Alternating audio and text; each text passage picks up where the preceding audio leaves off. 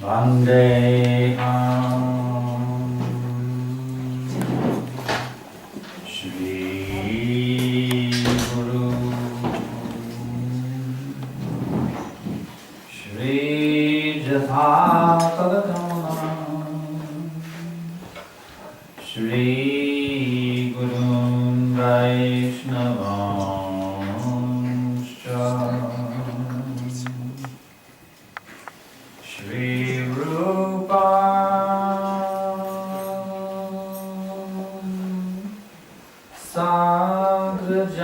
Sagrajata Sahagana Gunatam Vitam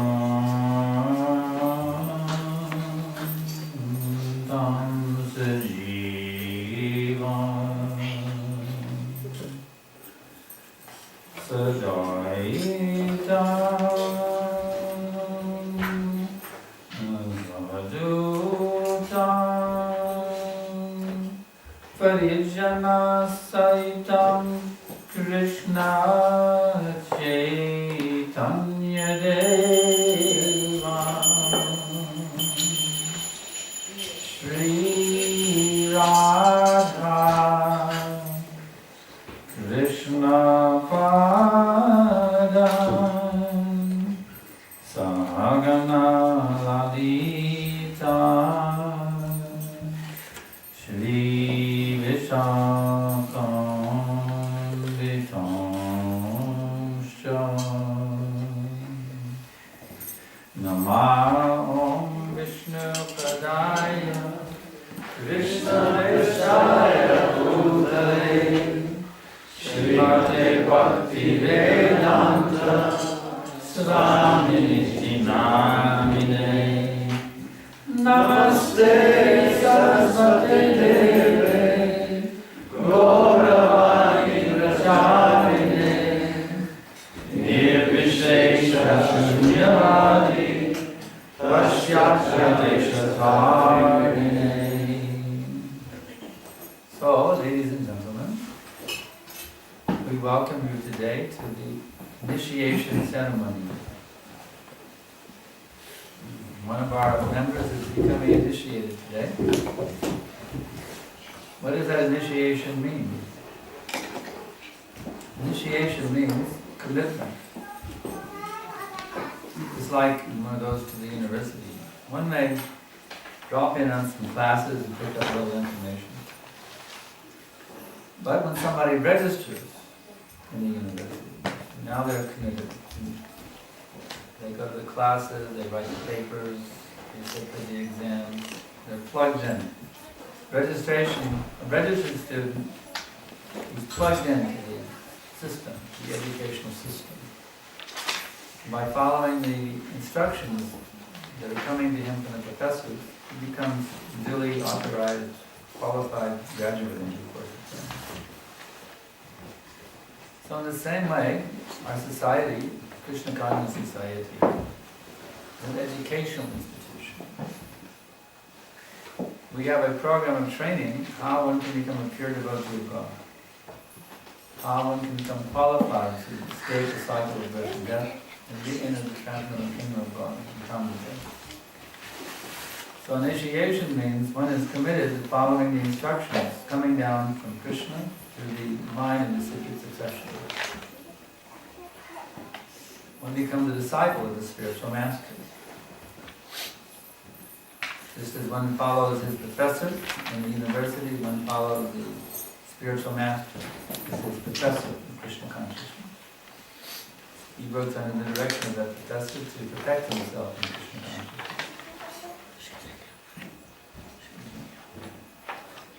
It is a very powerful, uplifting experience. At the present time, we are caught up in bodily consciousness. We are thinking, I'm this body, I'm white, I'm black, I'm male, I'm female. So many false designations. The actual identity of the self is beyond the body. The body comes and it goes. Dehi no sminyata dehe, Kumaram Jovaram Java. Tatadehantara Praptir Vidastatanam Huyati.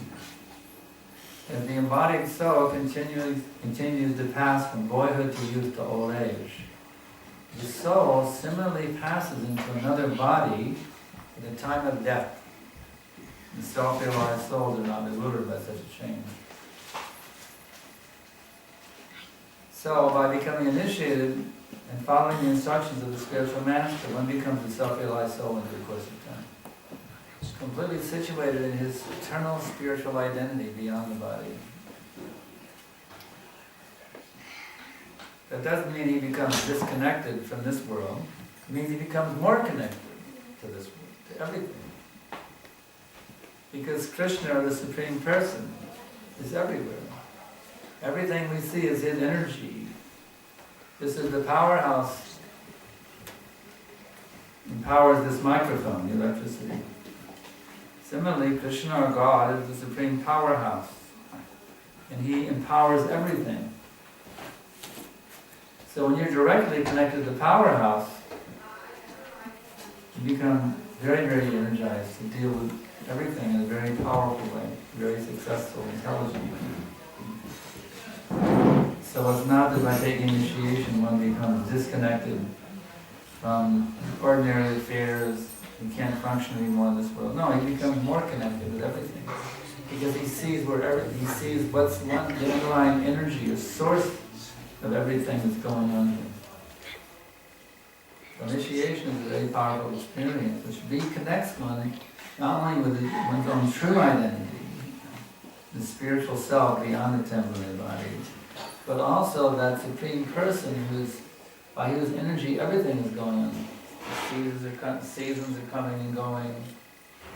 So many things are happening by the arrangement of the Supreme, night and day, the planets, the universe. Everything is going on under the direction of the Supreme. And by taking this initiation vow and following the instructions of the spiritual master, then one actually becomes directly connected with that person who's controlling everything. So it's a very powerful experience to become an initiated disciple and follow the vows of the spiritual master. Because then you enter into another dimension of consciousness. You actually enter into that realm beyond time and space, so at the same time being expertly engaged within this realm of time and space. It's amazing thing. You become expert within time and space while simultaneously be situated beyond time and space. Our spiritual master, Srila Prabhupada, he was giving an initiation lecture one time in Los Angeles on 5 January 1974. And he stated on that auspicious day, deathlessness begins from the day of initiation. Adao Gavashvayam. As soon as you take shelter of a bona fide spiritual master, your point of deathlessness begins. Immediately.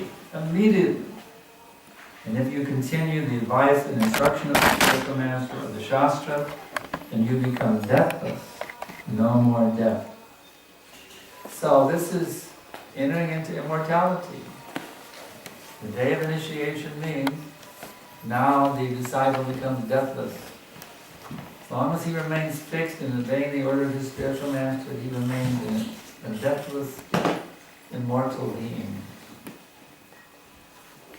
Prabhupada quoted the verse from Rupa Goswami, Adao Gurashvayam. Adao means in the beginning. And Guru means spiritual master, and Ashram means shelter. So Adao Gurashvayam means the first step on the pathway to one who wants to become spiritually enlightened, who wants to become full of knowledge, who wants to become perfect in all ways. The very first step is to take shelter of one of our spiritual master. That's where it begins.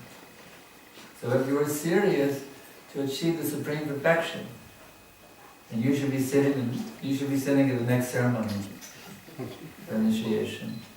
Be serious. And if you are serious about self-realization, you should be sitting at the next ceremony.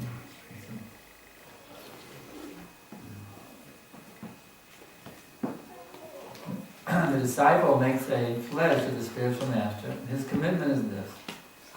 He will chant at least 16 rounds a day of Hare Krishna Japamala. That's the prayer beads on which one counts this Hare Krishna mantra. For those who are not familiar, it's on the board over there. Hare Krishna, Hare Krishna. If you're singing, Hare Krishna, Hare Krishna, Krishna Krishna, Hare Hare. Hare Rama, Hare Rama, Rama Rama, Hare Hare. The initiate vows to chant this mantra at least 16 times around the beads. Each the bead has 108, actually has 109 beads. This one is just a marker, you don't chant on it, the one on the end. The other, there's 108 of the other ones. So the initiate vows to chant around these beads 108 times the Maha Mantra times 16 every day. It takes 1.5 or 2 hours. And in this way, he meditates deeply every day in the holy name of God. And the beauty of it is that God himself has appeared in the form of the name. This is called Nam Avatar. If I say your name, you may be present, you may not be present. But if the name of God is unto you, then God is personally present. So actually in one chance of this Japamala, his daily vow and deeds, he's actually invoking the presence of God himself. He's directly associating in meditation with that Supreme Person who is the source of everything, the controller of everything, who is full of unlimited power, beauty, renunciation, knowledge, wealth, and fame.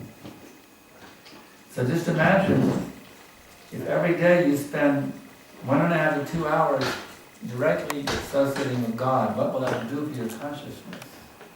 It's very uplifting, it's very elevating. And then to make the process even more powerful, you give up things which degrade your consciousness. You stop having illicit sex, you use only sex for procreation. You don't take intoxication, you don't eat meat, fish, and eggs, and you don't gamble. That accelerates the process if you avoid these things along with the chanting. So the initiate makes this vow that he will chant 16 rounds every day, he will avoid these things.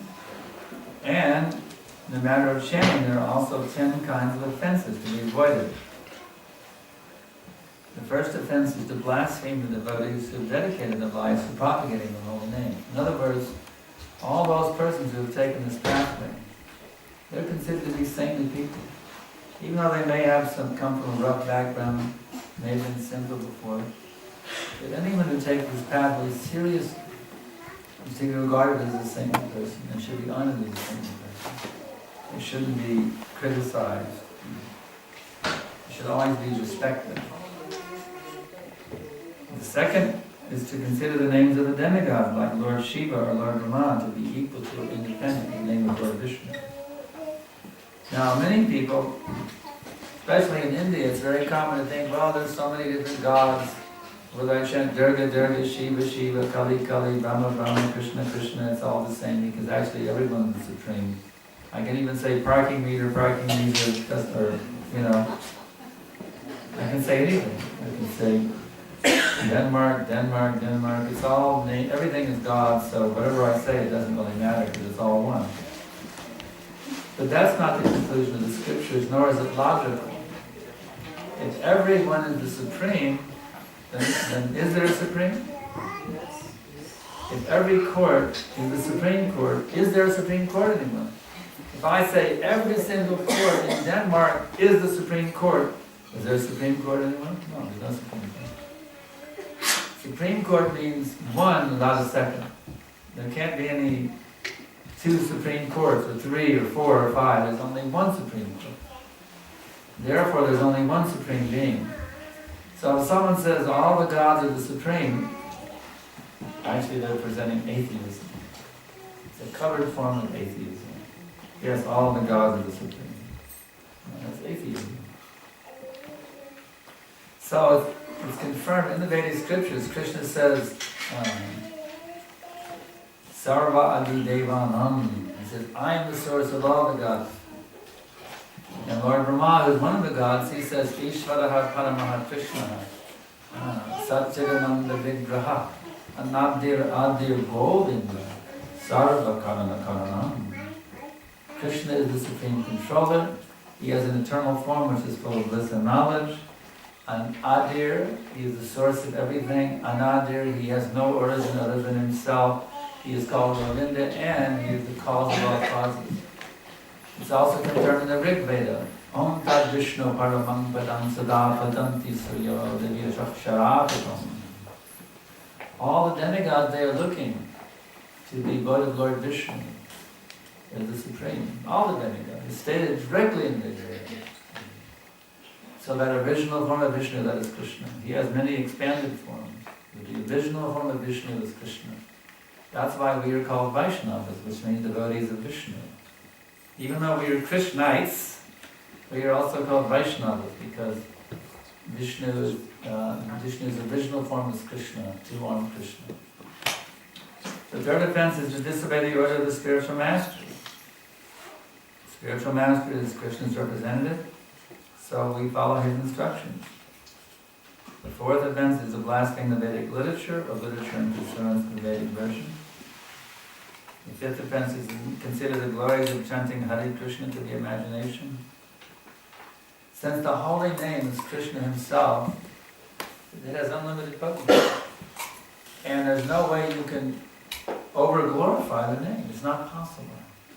It's not possible to exaggerate the glories of the holy name because the holy name has infinite, unimaginably powerful, beautiful, fabulous glories, actually. You can't really, if you think the glories of the holy name are an exaggeration, that's innocent. To give some interpretation on the holy name, this is the pastime of Sanskrit scholars. Well, Krishna means dark, Krishna means black, black means dark, dark means ignorance. So Krishna means ignorance. No. We don't take the interpretation of mundane scholars who don't understand the true meaning of the scriptures. To commit sinful activities in the strength of the holy name. Well, I really feel like going out to a prostitute house tonight. So, but I'll chance an extra round to make up for it tomorrow morning. No. We don't do that. Eighth offense, to consider the chanting Hare Krishna as one of the auspicious ritualistic activities offered in the Vedas, the spirit of activity. In other words, we don't use the holy name for some material benefit. Well, I'm looking to get a new job, so I'm going to do some special kirtans just to get a new job. Or, my kids are studying for their finals right now, and so I'm going to chance some extra rounds for my kids to do well in their final exam. This is using the holy name in your service. There's no need for that. Don't do that. That's material. It's an offense against the name. You take the name as your master. You be the servant of the name. Don't use the name. Don't you be the master and engage the name in serving you. That's an offense. You be the servant of the name. Krishna. My dear Lord, I please beg you, let me fully surrender unto you. And that will be Krishna. And then Krishna will take all care of you. You don't have to worry about this thing and that thing. If you fully surrender to Krishna, Krishna will give the best possible care and reciprocation, loving reciprocation of your service. The ninth offense is to instruct the faithless person about the glories of the holy name. Now some people may think, well, I don't really like to preach, so this is very good. This is telling me I don't like to preach. I don't have to tell anyone about Krishna. But that's not the proper understanding. It means you have to tailor fit your presentation to the audience. You don't go to a first grader and tell them about calculus. You go to a first grade class to teach them arithmetic, mathematics, you teach 1 + 1 = 2. That's the meaning. You don't preach or teach somebody above their ability to comprehend it, and they'll get some misunderstanding. That's the meaning. Actually, we're instructed by Lord Chaitanya to instruct everyone about Krishna. We have to do it intelligently, on a level that people can relate to and understand, because it's a very, very deep science. It's a very, very advanced science. So you have to understand the level of the person you're speaking to and educate them on the level where they can comprehend what you're saying. That's the meaning of this. The 10th offense is not have complete faith in the chanting of the holy name. and to maintain material attachments even after understanding so many instructions in this manner. So we have to simply become attached to Krishna. And we have to give simply our love to Krishna. Someone might say, well, what about my country, my friends, my family? Well, you know what? When you feed your belly, isn't every part of the body nourished? When you water the tree, isn't every leaf and branch nourished in the best possible way? So the point is, when you give your love, you channel all of your love to Krishna. Now you're giving the best possible love to your mother, your father, your brother, your sister, your children, your brother, your sister, your relatives, your friends, your country. They're all living entities. So actually, a devotee of Krishna becomes the best son, the best daughter, the best father, the best husband, the best wife you could ever expect to have. Because they now relate to everyone as part and parcel of Krishna, and they act in such a way to help that person achieve the supreme perfection of going back to Krishna.